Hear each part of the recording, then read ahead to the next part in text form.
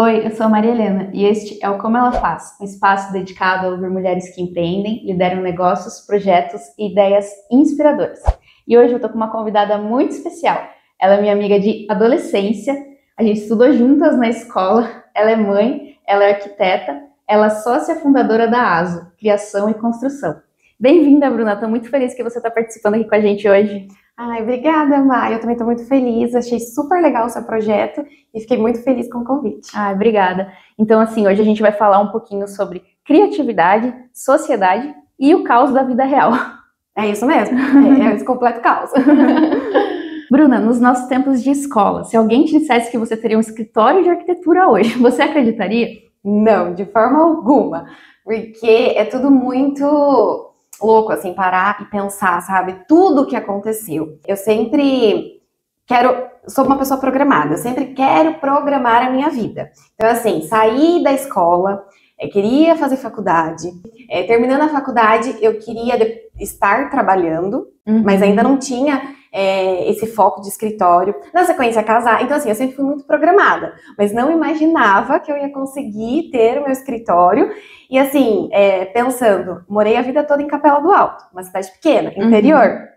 E quando eu penso que o meu escritório fica localizado aqui em Sorocaba, uma região nobre ainda, Sim. Então, assim, não imaginava que isso ia acontecer. Mas naquela época você já se imaginava profissionalmente na arquitetura ou você pensava em várias outras profissões, né? Porque quando a gente é adolescente, a gente fica, nossa, o que eu vou fazer depois que terminar a escola, né? Para você foi fácil essa decisão? Você pensou em outras profissões? Para mim foi muito fácil. Desde criança, eu já tenho um olhar para arquitetura. Claro, criança eu não tinha assim a noção que eu ia estudar arquitetura. Mas eu sempre gostei, assim, dentro do meu quarto, de mudar o layout, os móveis de lugar. Então, desde criança, eu queria visualizar a diferença do espaço em relação aos mobiliários, sentir a diferença. Então, eu comecei com esse olhar dentro de casa, depois meu pai começou a reformar a minha casa. Então, eu via as transformações acontecer dentro de casa. E aí, eu começava a reparar e entender que, assim, como uma mudança, às vezes pequena, pode trazer, assim, um bem-estar, uma diferença mesmo, sabe, para a família, enfim. E meu pai fez pequenas reformas, depois ele fez uma reforma maior na minha casa, e eu comecei a ter esse olhar de sentir o ambiente. E uma outra coisa que eu sempre fazia quando criança, que daí já puxa até para o urbanismo, no cotidiano, assim, eu saía, né, de Capela para vir para Sorocaba no médico, com os meus pais. Aí eu acabava olhando, assim, na estrada, as casas, os muros, enfim, a cidade.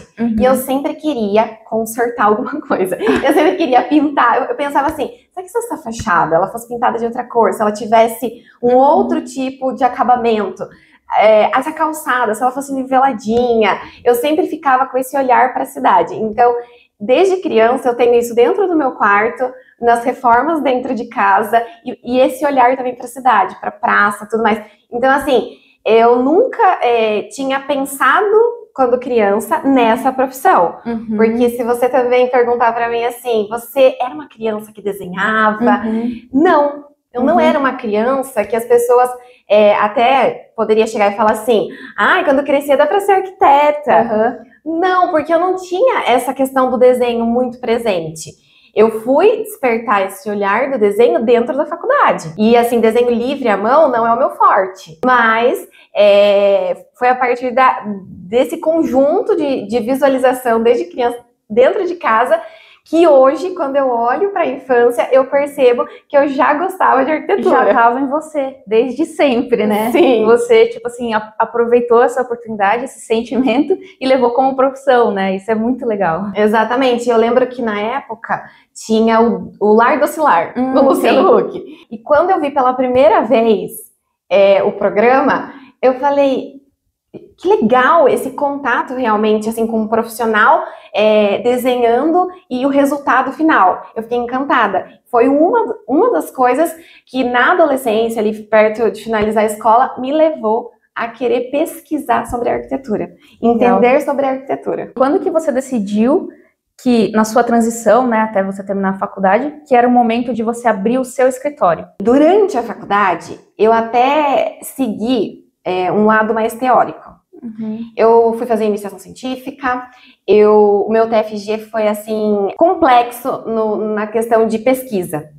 Então, eu pesquisei bastante, eu consegui coletar dados para minha pesquisa de TFG, que é o TCC, né, na arquitetura chama TFG. E com isso, eu consegui participar de um congresso internacional com o meu projeto de pesquisa do TFG. Ele virou um artigo que meu professor me incentivou e eu consegui participar de um congresso internacional. Então, eu comecei a ter um olhar para a área acadêmica. Até meu professor falava, Bruna, faz um mestrado. E eu comecei a ter esse olhar durante a faculdade.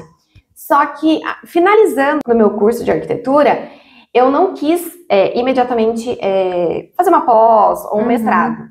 Eu quis entrar no mercado. Então eu comecei... Pra ver na prática, né? Porque só você entrando no mercado que você tem esse conhecimento prático mesmo, né? Depois da faculdade, eu comecei a ter alguns clientes e eu comecei a gostar muito dessa área prática.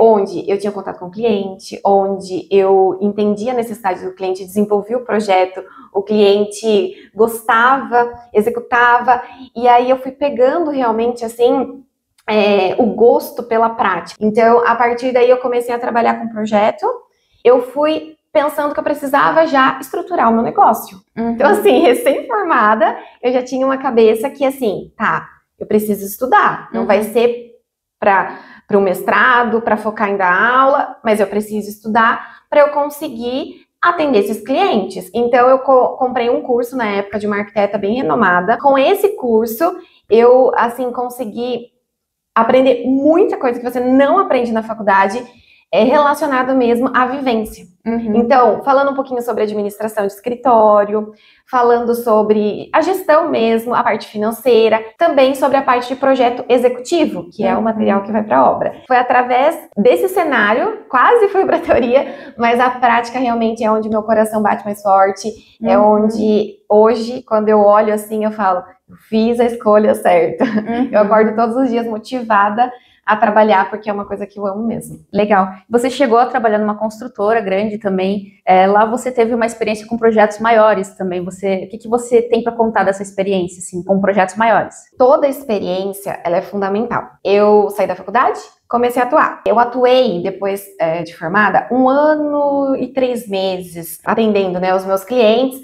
Assim, eu trabalhava em casa, marcava na casa dos clientes, enfim. Quando eu defini, assim, tem uma porta aberta para mim dentro de uma construtora, eu vou enviar o meu currículo. Foi assim, uma decisão que teve que ser rápida, enviei o currículo, esperei o retorno, fui chamada para entrevista, levei o meu material executivo com todo orgulho, consegui passar na entrevista, comecei a atuar. A construtora trabalhava com empreendimentos de alto padrão, os prédios seguiam uma estrutura mais complexa, então quando a gente fala de o médio padrão, a gente tem uma estrutura mais simplificada até mesmo no vertical. Mas quando a gente fala de alto padrão, a gente tem outras possibilidades, então tudo era mais complexo. Então eu trabalhei no setor de compatibilização. Então não era setor criativo, tinha um pouco do executivo também, mas era mais focado nessa parte onde envolvia análise de projeto estrutural, análise de projeto hidráulico e elétrico. Então eu tinha que pegar essas disciplinas com a planta de arquitetura e entender o que acontecia ali para conseguir solucionar as interferências. Então, assim, o que aconteceu? Eu tive que aprender na marra, porque é aquilo, você sai da faculdade e você não está pronto, mas você precisa correr atrás. Então, eu dei tudo de mim, me esforcei bastante para conseguir cumprir ali, né? Dentro da construtora, foi uma experiência muito boa, me abriu portas também a construtora, até para minha vida pessoal, em questão financeira, tudo mais. Então, assim, foi uma experiência muito válida na minha vida. Legal. Mesmo eu gostando de ter escritório, ter começado interrompido, foi uma experiência muito boa na minha vida. Você acha que a faculdade, ela incentiva as pessoas a empreender ou você tem que buscar isso por conta própria? Na verdade, assim, a faculdade, eu acho que, assim, a grande maioria, né? Por exemplo, a gente tem matéria de administração dentro da faculdade. Só que o que você aprende? Você aprende a teoria da administração. Você fica vendo lá quem inventou a administração, enfim. Você não aprende, de fato, a administração, a gestão de empresa, Sim. que o empreendedor tem que viver diariamente. Então, assim, a faculdade, esse é um exemplo pequeno. Quando a gente pensa na área específica de arquitetura também, eu fui buscar um curso fora da faculdade, com um tema prático, para eu ter conhecimento de vida, de vivência, de obra, de parte burocrática, gestão de empresa. Então, assim, a minha visão, tá, é que a faculdade não nos prepara para a vivência do empreendedorismo. Concordo com você. Quando eu fiz faculdade também, eu não acredito que a faculdade, pelo menos na época que a gente fez, eu não sei como é que tá hoje, né? Mas seria muito bem-vindo, né? Cursos de empreendedorismo dentro da faculdade. Porque, pelo menos na nossa época, eu acredito que a gente era preparado para trabalhar para alguém. Então, essa coisa do empreender tem que vir da gente mesmo, né? E até, lembrando, né, eu conheço você desde criança, a sua mãe, ela sempre empreendeu, né? Sim. Você acha que essa questão do empreender teve uma inspiração ali na sua família, na sua mãe? Com certeza. A minha mãe, assim, ela... Na verdade, assim, né? A minha mãe é uma pessoa que estudou até a 8ª série. Nessa sequência, assim, ela já começa a vender. Ela vendia lingerie e depois hoje ela tem loja de roupa, né? Então, assim, no geral, ela também vende lingerie, mas ela tem loja de roupa. E eu ver toda essa garra dela começar, persistir, porque não é fácil empreender. Sim.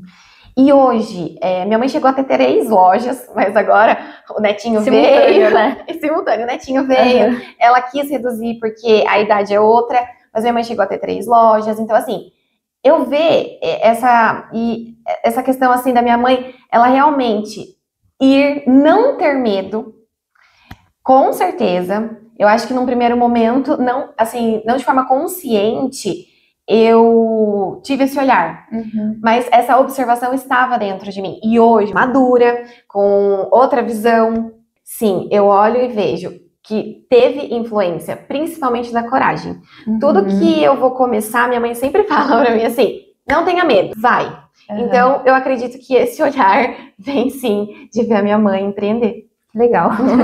O que foi mais desafiador no começo? Lidar com clientes, sócios ou financeiro? Então, são setores diferentes, né? Mas assim, a parte financeira, eu acho que ela é a mais difícil, porque ela tá dentro também da gestão. E quando a gente começa um negócio, no meu caso, arquiteta, a minha área específica é arquitetura. Eu tenho mais sócios, né? Eu tenho a Lu e o Vini. A Lu, arquiteto, o Vini, engenheiro.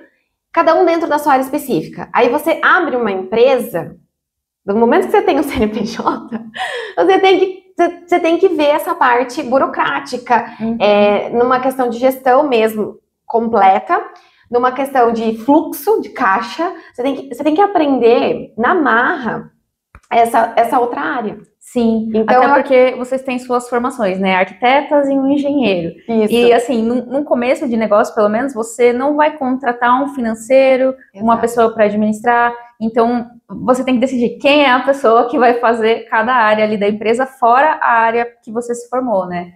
Exatamente. E como que vocês dividem lá isso? A gente tem hoje, na verdade, com 3 sócios, uma organização que a gente coloca como 3 pilares fundamentais da ASO. Então, assim, eu sou arquiteta e eu cuido de um dos pilares, o pilar comercial. Então, eu fico à frente hoje da ASO, da parte criativa, da parte comercial e da parte de marketing. O outro pilar é o pilar que é operacional. Esse pilar fica com a minha sócia Luana, que ela também cuida da parte criativa e ela cuida da parte burocrática e de toda a operação do escritório. Então, todos os nossos colaboradores, toda essa parte de cronograma, as entregas, como tudo isso vai ser gerido, é nesse pilar operacional. E o Vini, engenheiro civil, que cuida do setor de obras, ele ficou com o pilar do financeiro. A gente não passou isso para outra pessoa. Nós preferimos que a parte financeira fosse a base desses pilares que a gente estabeleceu. Então, hoje, a parte financeira da empresa, o Vini também cuida. E faz muito sentido com o setor dele, né? O Vini, na administração de obra, ele cuida da parte financeira dos nossos clientes. Então, hoje, o Vini tem essa área específica também dentro da ASO, que é o financeiro. Porque ele tem toda essa experiência também de cuidar das entradas dos clientes para as obras, né? Porque eu imagino que deve ser complexo essa questão de lidar com o dinheiro do cliente na questão de obra, né? Exatamente. Pra você fazer a coisa certa ali. Exatamente. Quando foi que você percebeu que o escritório começou a dar certo? Tipo, aquele momento que bateu orgulho. Foi em 2022. 2022, a ASO assim expandiu. A gente tava com 10 obras simultâneas. E a gente começou a fazer obra de projetos nossos também. A gente tinha, na época, obras de escritórios parceiros. Então, simultaneamente ali estava tudo acontecendo. Nisso, a gente pegou a sala do lado, a ASO saiu de 45 metros quadrados de escritório para 90 metros quadrados. Totalizamos uma equipe de 10 pessoas. E tudo começou a acontecer muito rápido. Foi realmente uma experiência que a gente passou muito legal, assim, em visão mesmo de empresa, crescimento. E aí que a gente viu que a ASO, ela se inseriu de fato no mercado. No mercado de projetos residenciais, né? Exato, porque o nosso foco hoje é esse, a gente é especialistas em residências. E quando tudo aconteceu rápido assim, a gente teve que sair contratando equipe para nos ajudar. A gente falou, não, a gente tem capacidade, a gente consegue atuar com tudo isso, vamos contratar, vamos fazer acontecer, vamos ampliar. Só que o que acontece? Hoje, nosso modelo de negócio, quando a gente entendeu toda essa proporção, quando a gente viu, né, esse crescimento, porque o crescimento também vem com uma dor. Sim. Porque o crescimento, ele acontece e todo aquele planejamento que você tinha, você tem que mudar a rota e se estruturar de forma diferente. E resolver problemas que vão aparecendo. Exatamente. Então, assim, quando a gente começou a identificar os problemas, a gente pensou, o que vale mais a pena? Aonde a gente quer estar e com o que a gente quer de fato atuar. Então, o foco de ser especialistas em residência, o foco da gente ter os nossos clientes e fazer as nossas obras, foi o modelo de negócio que a gente bateu. Então, a gente começou a deixar de fazer obra de escritórios parceiros, a gente começou a focar nos nossos clientes de início ao fim, de projeto a obra. E o que isso aconteceu? A gente atingiu o cliente que a gente colocou ali como foco, né? O perfil de cliente ideal? O perfil de cliente ideal. E com isso, hoje, a ASO, ela tem uma estrutura física menor, tem menos pessoas trabalhando, porém, a qualidade do nosso serviço com essas pessoas é superior, porque a gente ajustou a metodologia. E outra coisa que é interessante, a gente tem clientes com ticket maior, legal, que paga melhor, né? E com isso, a gente viu que o nosso modelo de negócio, ele tá focado em prezar a qualidade, sempre. E agora é mais eficiente, então. Muito mais eficiente. Então, a gente preza pela qualidade, tem uma equipe mais eficiente e a gente foca no que é o nosso desejo em relação à ASO. Projetos personalizados, obra personalizada. E pra gente, como sócios, proprietários da ASO, ter todo o cuidado e olhar para isso, a gente prefere a qualidade do que a quantidade. Hoje, a gente tem o foco no alto padrão. Então, as obras que a gente está atuando hoje dentro do escritório é com esse foco. Eu falo que 2022 foi um marco, realmente, foi fundamental, mas que ele veio como uma escola para a gente entender qual seria o nosso modelo de negócio. Talvez se a gente não passasse por isso, a gente ainda estaria tentando entender como a gente se inserir no mercado. Hoje a gente já tem uma visão muito mais clara do nosso modelo de negócio. É só com o tempo mesmo, né? Que a gente consegue nichar um público e falar, é esse público que eu vou atender. E não querer sair atendendo todo mundo, né? Acabar não dando conta. Exatamente então, isso é muito legal. Agora falando um pouquinho sobre maternidade. Como que é a sua rotina conciliando a maternidade com a profissão? Eu acho que a palavra que define esse momento da minha vida é, assim, desafiadora. Essa é a palavra. Porque eu não tenho mais o mesmo tempo de antes. A maternidade veio para me fazer enxergar o tempo e as prioridades de uma forma diferente. Porque quando eu não tinha o Bernardo, às vezes, assim, a gente até procrastina um pouco, sabe? Na rotina da semana. Hoje, o tempo que eu tenho, eu foco em produzir. Dentro do escritório, falando um pouquinho como que tá funcionando a minha rotina. O Bernardo tá com 9 meses. Eu e o Vini, né, que o Vini, que é meu sócio e meu marido, a gente se organizou para que nesse primeiro ano de vida a gente conseguisse ter uma participação, assim, de pertinho, com o Bernardo. Ele tá presente no escritório também. Ele tá em presente alguns momentos, em alguns momentos. Eu tenho um tempo que eu consigo trabalhar home office em casa, enquanto ele dorme. Então, assim, eu passo a minha semana, eu sempre estou ali na ativa. Eu tenho dias fixos que eu vou para o escritório sem ele, para conseguir realizar as reuniões com o cliente, para organizar a questão dos projetos com os colaboradores, reunião de sócios, tudo isso. Então, eu tenho dias fixos, 2 dias. E os demais eu fico em casa. Então, eu tô acompanhando ele de pertinho, que é uma coisa que eu queria muito e tá dando certo. Era um medo antes de ter filho, como que ia ser a minha vida profissional com filho. Eu morria de medo. Eu até conversei bastante em terapia sobre isso, porque eu sempre amei trabalhar, sempre amei minha profissão. Então, assim, como que eu vou continuar trabalhando? Porque eu não queria dar uma pausa. Nunca eu pensei, eu vou ter filho, eu vou pausar. Você só deu a pausa necessária ali. Eu só dei a pausa necessária. Eu fiquei... Na verdade, olha que loucura. A gente chegou do hospital em casa, eu coloquei o B no bercinho, eu falei pro Vini, cadê o celular da empresa? Eu peguei o celular da empresa, eu vi que tinha um cliente novo, eu peguei e mandei o contato pra minha sócia, ela entrou em contato com esse cliente, e a gente fechou o projeto. Ai, que legal. Então, assim, eu sempre, desde que o B nasceu, o celular, com a minha sócia, fazendo as trocas, batendo informações de orçamento, eu sempre tive. Desde que ele nasceu.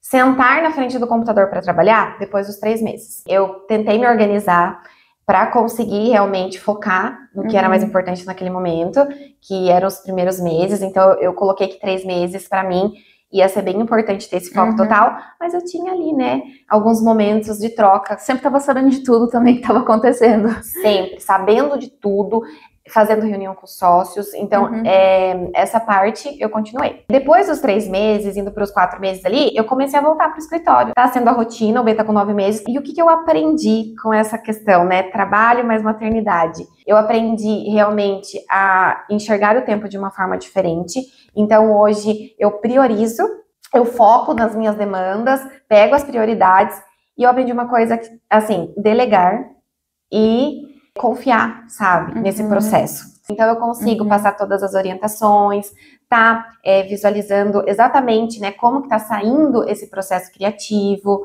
fazendo as correções, para daí a gente gerar, né, esse projeto para a apresentação com o cliente. E uma última informação relacionada, né, a esse equilíbrio maternidade e profissão é que eu tenho sócios. A carga de responsabilidade maior da empresa eu consigo dividir com eles. Tem gente que tem medo de ter sócio, né? E eu tenho uma visão completamente diferente pela nossa experiência. Então, até legal você falar sobre isso. É que, assim, o sócio, ele é um casamento, né? Uma sociedade é um casamento. Exato. Então, você tem que se dar muito bem com eles para funcionar. Assim, tem que ter... Não pode ter só pensamento divergente. Tem que ter pensamento divergente, porque cada um vai cuidar de uma área. Mas eu acho que você tem que se dar muito bem com o seu sócio, né? Sim. Se você quiser continuar, pode falar. Então, falando sobre sociedade, a gente era em 4 sócios na formação da ASO. Um dos sócios, por opção, ele optou sair da sociedade, outras prioridades, e é isso. E a sociedade, com 4 sócios, ela durou por 5 anos, hoje nós somos em 3 sócios, mas a base da construção da sociedade, pela nossa visão e experiência da Certo, precisa. Os princípios, assim, mais importantes, tem que ser o mesmo. Para você conseguir definir o caminho da empresa, tá? Então, a gente sempre teve isso. Legal. Muito bem organizado. E o respeito. Então, assim, a gente sempre teve respeito. Tanto que o quarto sócio não está mais e a gente ainda tem uma amizade. Então, isso que é a base, o respeito. Para não ter conflitos, a gente setorizou. Então, cada um tem um setor dentro da ASO. Um setor de decisão, né? Um setor de decisão. A gente até tem aquela expressão, cachorro com muitos donos morre de fome. Se você deixa tudo para todo mundo resolver, você vai ter um problema. Sim. Entendeu? E aí pode ter uma briga na sociedade. Por que você não resolveu? Deu a entender que estava com você. Então, assim, quando a gente setoriza, quando cada um cuida de alguma coisa, você tem a empresa de forma muito organizada. Então, quando eu até falo assim sobre dica, né, de sócios, eu sempre falo, se você quer ter uma sociedade, setorize. Legal, ótima dica. Qual foi o projeto mais marcante que vocês fizeram? Marcante, foi um cliente que chegou no escritório e ele queria uma casa com uma cara industrial e quadrada. E ele falou, você aceita o desafio? Se você aceitar o desafio, eu vou fechar com vocês, porque eu gostei da metodologia. E a gente falou, bora? Então, assim, foi um projeto inusitado, no sentido que o closet do cliente é em laje aparente, o piso do banheiro é em seixos. Então, assim, é numa pegada muito que você tem um contato direto com o material. Ele não quis esconder, ele não quis pintar, tá? Ele não quis revestir. Dentro da casa dele, você vê o bloco aparente de concreto. Então, é uma casa com uma pegada, assim, bem diferente do que a gente costuma, né, atender os nossos clientes. Então, foi um projeto, assim, que a gente também teve que usar outra metodologia, que foi a estrutura mista. Então, teve um desafio associado ali, para a gente cumprir com a estética e com a função. E foi um resultado bem legal, que a gente usa ele, inclusive, sempre na nossa proposta comercial. Traz um case, então. Não é um projeto que todo mundo se identifica, que todo mundo olha e fala assim, nossa, que casa linda. Não, às vezes gera estranheza, mas por que a gente usa ele? Até é legal comentar. Porque a gente consegue transmitir o que é ASO. A ASO é escuta. A ASO é a gente entender a necessidade do cliente para desenvolver o projeto. Então, eu acho bem legal. Você considera que ele foi seu cliente mais inusitado ou teve um cliente mais inusitado que ele? Em questão de cliente inusitado, a gente pode até falar deles, né? Porque do casal. Nesse projeto mesmo, tem 2 suítes. Elas se comunicam como se fosse uma demi-suite do casal. Geralmente a demi-suite são quartos com banheiro compartilhado, que tem as portinhas, né? Pra quem não conhece esse termo. Então, assim, a gente fez uma suíte master no estilo demi-suite para esse casal, porque eles dormem em quartos separados. E eu lembro que o marido era cama king e a esposa cama queen. Então, eles tinham todas, assim, questões específicas. Quando eu tava fazendo o briefing, eu perguntei, vamos falar da suíte master. Aí eu comecei a anotar, falei, qual vai ser a cama? Vai ser uma king e uma queen. Aí eu falei, tá, peraí, deixa eu entender um pouquinho melhor. Aí eles começaram a comentar, não, vão ser 2 dormitórios. E aí eu lembro que até eu entender, eu processar aquela informação, foi um pouco diferente. Então foi bem inusitado. Porque a maioria dos casais compartilham no mesmo quarto. Sim. Então foi bem... foi provavelmente só eles que pediram isso, né? Na nossa experiência de escritório em 6 anos, só eles. Legal. Então foi o mais inusitado, assim. Legal. É legal ter experiências assim, né? Quando você sai da caixinha, né? Você faz uma coisa totalmente diferente porque o cliente pediu. Eu acho muito legal. Aí entra aquilo que você falou da escuta, né? Escutar o cliente e seguir com aquilo. Exatamente isso. Se alguém te filmasse o dia inteiro no escritório, qual seria o título desse vídeo? Tudo junto e misturado. Por quê? Porque no escritório a gente tem arquitetura e engenharia. Então é aquele caos, aquela loucura das trocas, né? Então a gente está desenvolvendo um projeto de arquitetura, a gente já quer conversar sobre a parte estrutural, daí a gente já se reúne com o engenheiro. Então é sempre aquela mistura de informação, aquelas brincadeiras entre arquitetura e engenharia. Então, assim, é isso. Legal. Você se considera mais criativa ou mais prática no escritório? Eu não sou nada prática. Essa função de praticidade é com a Luana. A minha sócia Luana, ela é muito prática. Eu, na verdade, sou pragmática. Então, eu me considero mais criativa. A Lu também cuida do setor de criação. A Lu é muito criativa também.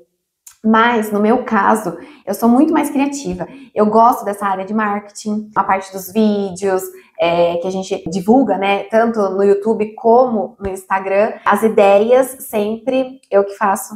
Então, assim, eu que cuido, né? Dessa parte de Instagram e tudo mais. Então, e voltada ao meu setor, à minha área específica de arquitetura, eu me considero muito mais criativa e nada prática.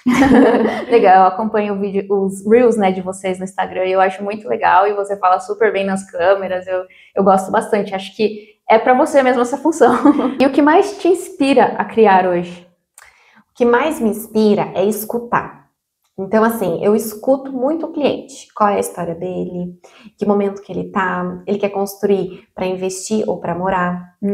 Então, escutar traz muita inspiração para a criação. Então, no momento do briefing ali, a minha cabeça já fica assim, ó, pensando em várias ideias do que dá para fazer.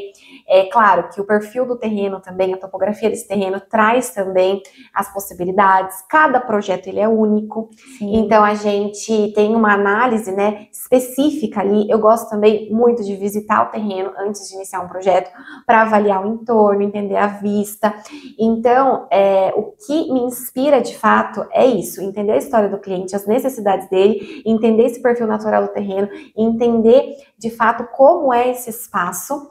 Então, através dessas informações, eu consigo já ir pensando em várias ideias. E por fim, falando de repertório, eu vivo arquitetura, respiro arquitetura.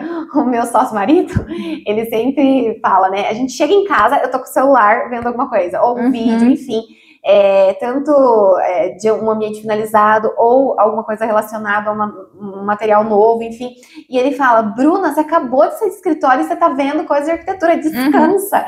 Para mim é um lazer continuar vendo e me atualizando. Faz parte de você, né? Eu acho muito legal essa coisa da escutativa, né? Você prestar atenção realmente no que o cliente precisa, no que ele quer, sentir isso e transmitir isso no projeto, né? Acho muito legal. É o que eu acho mais importante. O que você diria para sua versão de arquiteta recém-formada? Eu falaria assim, determinação, tenha foco, analise, entenda o que significa ser determinada, procure o significado no dicionário e assim, siga em frente. Vai acontecer muitas coisas no percurso, vai ter perrengue, mas não desista. Então assim, determinação, seja determinada que você vai conseguir e assim, não pare, porque eu não sinto que eu cheguei ainda, tem muito ainda para acontecer. Então, assim... Muita história para ser contada ainda. Tem muita história para ser contada. Então, assim, determinação em tudo aquilo que você colocar como objetivo. Legal, muito importante isso.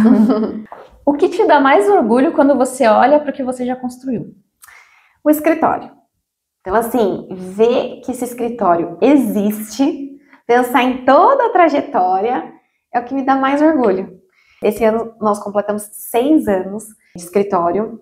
Em questão de experiência, assim, cada sócio tem mais experiência, porque eu tô caminhando para mais de 10 anos de formada. Sim. Mas, assim, é isso que dá orgulho, é ver toda a trajetória, tudo que a gente fez para chegar onde a gente chegou, que não foi fácil, né? As pessoas acompanham o que dá certo, né? Agora, o perrengue, a gente acaba não compartilhando, né? Então, assim, na época, para abrir o escritório, eu vendi meu carro, eu fiquei sem carro. Eu usei o carro do vô do Vini, um casinho, que, assim, marcou, sabe? Assim, a história, assim, desse início. E esse casinho que eu digo, gente, é porque o casinho tava muito sofridinho, entendeu? Deixa eu explicar. A porta tava amarrada com arame. Entendi. Entendeu? E assim, a gente conta essa história, porque faz parte do que a gente abriu mão para investir. Porque a gente não tinha ninguém no nosso meio que nos impulsionasse, sabe? Nenhum dos sócios. Tanto que já tivesse uma influência, assim, isso, né? Que tivesse uma influência para o que a gente queria atuar. E quando a gente fala de arquitetura, ainda mais para a área específica que a gente, do alto padrão, para você se inserir é muito mais difícil. Então tem toda uma história. A Lu tem a história dela, o nosso sócio tem a história dele, eu e o Vini, enquanto casal e sócio, a gente tem essa história, que a gente faria tudo de novo, porque foi um episódio que a gente se divertiu muito também em relação, né, a esse carro. A gente abriu mão do nosso para poder dar o start. Então, assim, eu tenho orgulho disso, de saber como a gente começou. E de lembrar, você lembra, né, que você já visitou os nossos escritórios, que a gente já mudou de lugar e tudo mais. Então, nosso primeiro escritório, cadeira mais adaptada. Sim, não tinha o dinheiro para colocar decoração. Eu acompanho sua história, sua trajetória, né? Desde o início, você, a minha também. Exatamente. E assim, né? Cada ano a gente vai evoluindo, né? Cada etapa a gente vai evoluindo, né? Isso é muito legal. Exatamente. Então, assim, o que eu tenho mais orgulho é de ver o escritório rodando, o escritório acontecendo, sabe? É o que eu tenho mais orgulho. Qual conselho você daria para uma pessoa que quer empreender, mas ela ainda está com medo de começar? Determinação. Você precisa ser determinado, ter foco. O que eu aconselho mesmo. Quando você abre um CNPJ, você não fica mas na sua área específica. Uhum. Você precisa ampliar, você precisa entender sobre venda, você precisa entender sobre marketing, você precisa entender sobre a parte financeira, gestão de uma empresa. Então, busque conhecimento. Procure entender o que é mais importante para o seu negócio rodar, para a sua empresa acontecer, para ela conseguir ser estruturada no mercado. Então, você vai precisar ampliar aí o seu foco. E se você ficou com medo, o que eu aconselho e eu super indico? Tenha sócios, porque você consegue dividir essa carga. E assim, uma coisa que eu já te falo de cara, você vai errar. Mas, se você tem a intenção de empreender, faça valer a pena. Legal, adorei suas dicas. E, assim, é muito legal você trazer essa parte dos sócios mesmo, né? Porque tem tudo aquilo que a gente falou, né? Do respeito, da confiança, assim, da credibilidade de cada um. Mas você também tem confiança nas pessoas que você vai contratar para trabalharem com você, para resolver problemas com você, né? Então, tem que ter a mente aberta também para... Hoje eu tô começando sozinho, mas no futuro, assim que possível, assim que o financeiro permitir, eu vou trazer pessoas que vão agregar para o meu negócio, né? Exatamente. Cada pessoa vai estar numa situação e num momento. E quando eu falo de sociedade, dá para ter um podcast falando só sobre isso, porque o tema é mais amplo. Mas, de uma forma geral, eu indico. Este foi o Como Ela Faz. Bruna, muito obrigada pela sua participação, pelo seu tempo. Eu amei receber você aqui. Eu que agradeço, Mata. Super feliz com o seu projeto novo. Tô super feliz em estar participando. E a gente já viveu muitas coisas e eu sempre vibrando ali com essas conquistas. E assim, fiquei nervosa para gravar hoje aqui. Porque é isso, é um projeto que eu tenho certeza que vai ser um projeto assim de sucesso. Ai, obrigada. E eu tô muito feliz também, né, que o escritório de você está fazendo o projeto da Minha Casa com o Felipe, né? Eu falo que eu tô mais ainda, porque realmente, assim, quando a gente tem amigos, familiares que confiam na gente, dá um quentinho diferente, assim, no coração, sabe? É um outro lugar que a gente alcança, assim, profissionalmente. Eu tô muito, muito feliz também. Ai, legal. E deixa suas redes sociais para quem quiser acompanhar vocês. Tá, a gente tem o Instagram, que é @azo Criação e Construção, sem acento. E nós também temos um canal no YouTube, que vocês encontram pesquisando por Azo Criação e Construção. Tá paradinho, tá no momento de pausa, por conta da maternidade, mas que a gente já tá com programação para voltar e ativá-lo. Sigam também o Como Ela Faz no Instagram, @comoelafaz.cast. Acompanhem o nosso canal do YouTube, se inscreve, deixa seu like para ver mais conteúdos como esse. Obrigada, pessoal, para quem ficou até aqui. Beijo e até a próxima. Tchau, tchau!